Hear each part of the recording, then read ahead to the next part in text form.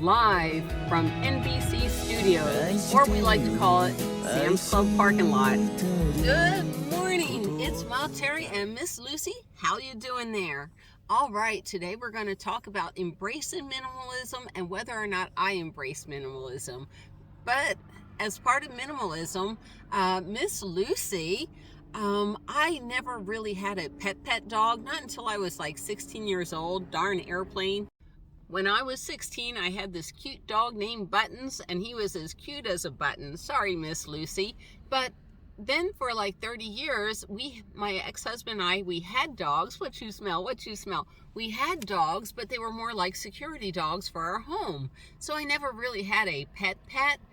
I didn't get Miss Lucy until I was convinced by 4 doctors that I definitely need a service dog. And also, when I was with Bob, he had this amazing relationship with his dog Homer, and Bob was right. He said if he takes care of Homer, Homer will take care of him. And let me give you an example. I would never let Miss Lucy freeze to death in the van. So by making sure that the van is warm enough for Miss Lucy, I don't freeze to death.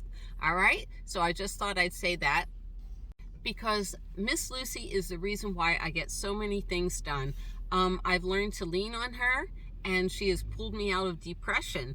So what does this have to do with minimalism? Well, if you're traveling in a car, truck, or vehicle, maybe it's the security blanket that you need.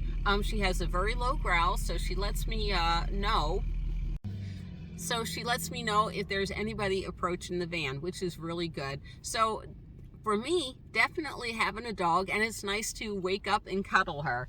All right, so some people think minimalism, woohoo, I can save the planet. And I'm going to give you a quick story. So Karen and I, we were going to Costco for our sleeping pills. And our little sleeping pills are sold in a 2-pack on a big blister pack.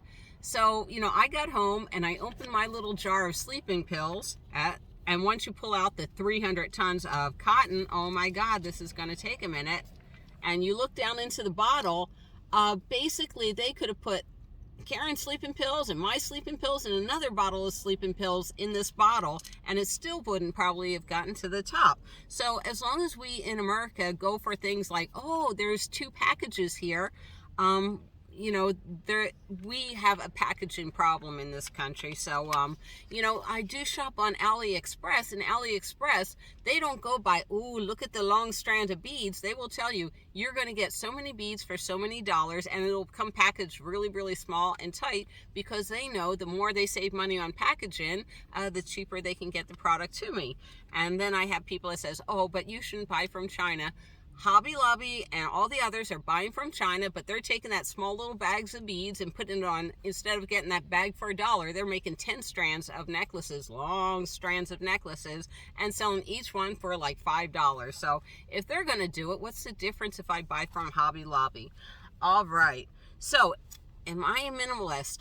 I don't know. I know I didn't do this lifestyle to save the planet or anything. Like I said, crazy Americans, what we do, because we don't look at what we're actually getting. We see like 2 bottles. There's so much over packaging in this country. It's pathetic. But I do have a storage unit, and it used to just be a 5x5 storage unit. And then, this scam happened, and now I filled it with food. And some people are saying, well, you're hoarding food. Well, yes and no. At the time I was living in a Prius, sorry about that one. And if I can't carry food and I can't go to the grocery store to get food, that's a problem. And also, it's as much food as most people have in your average household. So I'm just doing what normal people have. All right, ditching stuff. What do I have in my storage unit? Not a lot of stuff. I have my art supplies and I have food.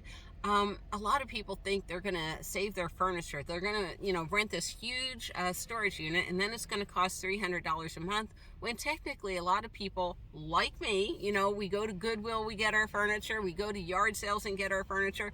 This is not a $10,000 armoire that we put into our storage unit. So you want a storage unit? Sure, why not?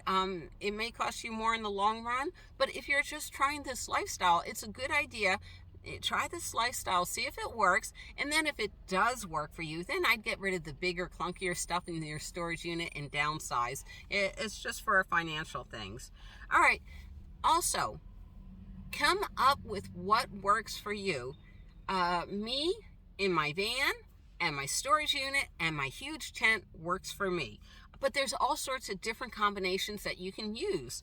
You can keep the apartment if you want. Keep it for like a year and try sleeping in your car, go places, try out the lifestyle. For a lot of people, it's not for them, and I understand that. But you can do all sorts of combinations. You can do a car in a tent, the van in a tent, van storage unit in a tent. Find out what works for you. And then when you do find out that you love this lifestyle, and I hope I'm leading you into loving this lifestyle because I love this lifestyle, then you can donate it. And hopefully at the RTR, we're going to have a collection pile for a donation. I'm pretty sure I read that right. Sorry, that stray hair was driving me nuts.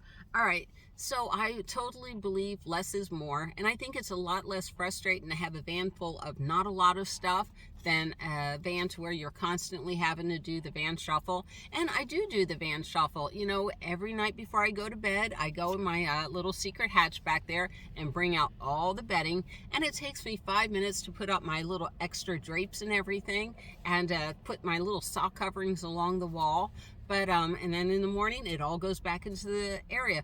But some people carry way too much food. You know, when you're new, you don't know what to bring. Oh my God, that hair's back. Can you believe that? Oh, hold on. Down, I tell you, down. But after a while, you're going to learn what all you need to carry, what you don't need to carry, and the experience is totally up to you. So it's all about having the experience. Where are you going? What are you doing? How long have you been planning this for? And like I said, just take baby steps to get in the water. And I hope you watch more of my videos. We're coming back strong in 2022, especially since we got over that little cold that we had. And we're going to be doing a lot more stealth camping and a lot of how to prepare. My second ex-husband wasn't kind to me at all. And I wanted to do a series of videos, See the USA on $50 a day, because a lot of people on Social Security, they get $1,500 a month. So I thought I'd do a bunch of videos of how to live tightly, how to maximize the most experience and have the most fun that you can have, right? Because that's what we're all about today. All right, so how expensive is today? We had breakfast at McDonald's for $3, including a coffee, and I'm over at Sam's Club, and I'm waiting for lunchtime. I'm going to grab a piece of pizza, go across the river, and at the Riverside, movies are $5 today, so we're going to go see All the King's Men. You know, living this lifestyle doesn't have to be expensive. This is the one day a week that Lucy doesn't get to go to the dog park, but you get to go to the movies with me. Isn't that fun? So, and then I'm just going to make jewelry all day. I'm going to be so happy making jewelry. All right. Please like, share, subscribe, and of course, you know I love the comments. I love reading the comments. Some of you guys are so clever, and you're so helpful to us, aren't you? Yes, you are. All right. I hope to see you all down the road. Bye from Mount Terry and Miss Lucy.